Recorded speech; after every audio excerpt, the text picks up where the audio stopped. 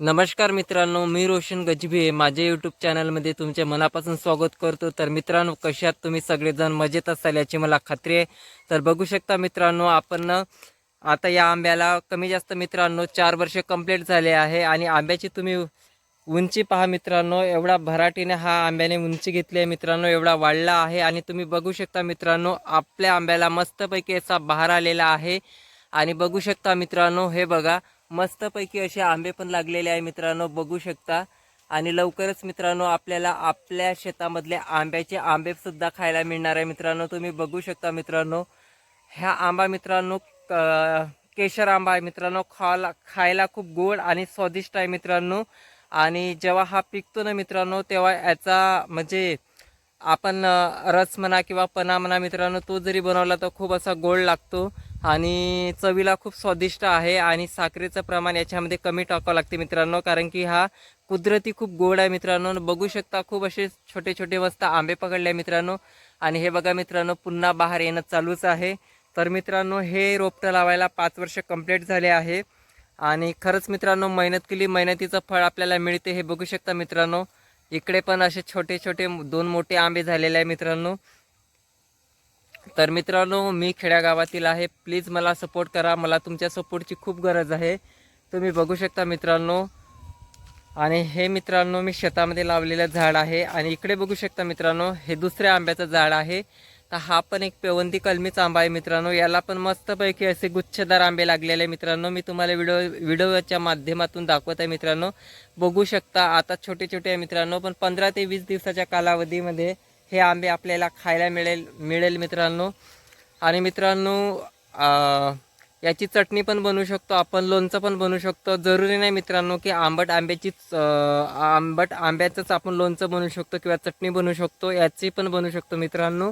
आणि हे पपीत आहे मित्रांनो, हे बघा, हे पण झाड खूप मोठं असं उंच झालेलं आहे। इकडे बघू शकता सूर्यनारायण तपत आहे, त्याच्यामुळे दिसत नाही। इकडे पपीता लागलेले आहे, वर बघा मित्रांनो, वरती पण लागलेले आहे। आणि इकडे बघा मित्रांनो, हा आपला गव्हाचा हिरवा हिरवा गार असा रान आहे मित्रांनो। गहू पण आपला एक नंबर जबरदस्त बनलेला आहे मित्रांनो। हा आता पुढल्या मार्च महिन्यामध्ये कापणीसाठी तयार राहील। आणि इकडे बघा मित्रांनो, आपण वांग्याची झाडं लावलेली आहे, हे बघू शकता वांग्याची झाडे। तर ही उन्हाळी वांगी आहे मित्रांनो। आणि बघू शकता छोटंच झाड आहे मित्रांनो, कमी जास्त 1 फूट। तर मित्रांनो तुम्ही बघू शकता, याला असे म्हणजे फूल पण आलेलं आहे मित्रांनो, तुम्ही बघू शकता। आणि गव्हाची क्वालिटी बघा मित्रांनो, एक नंबर गहू जमलेला आहे मित्रांनो आपला। हे बघा, मी तुम्हाला दाखवतो।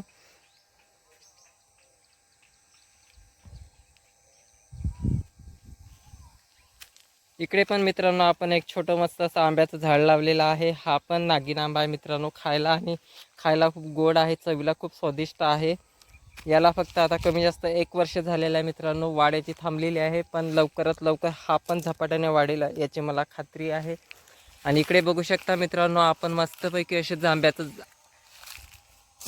झाड लावलेलं आहे मित्रांनो। हे बघा, जांब वगैरे लागले आहे मित्रांनो, पण जे पक्षी असते ना मित्रांनो, ते पक्षी काहीच ठेवत नाही, आपल्याला कधी मिळते कधी नाही मिळत, पूर्ण हे पक्षीच खातात।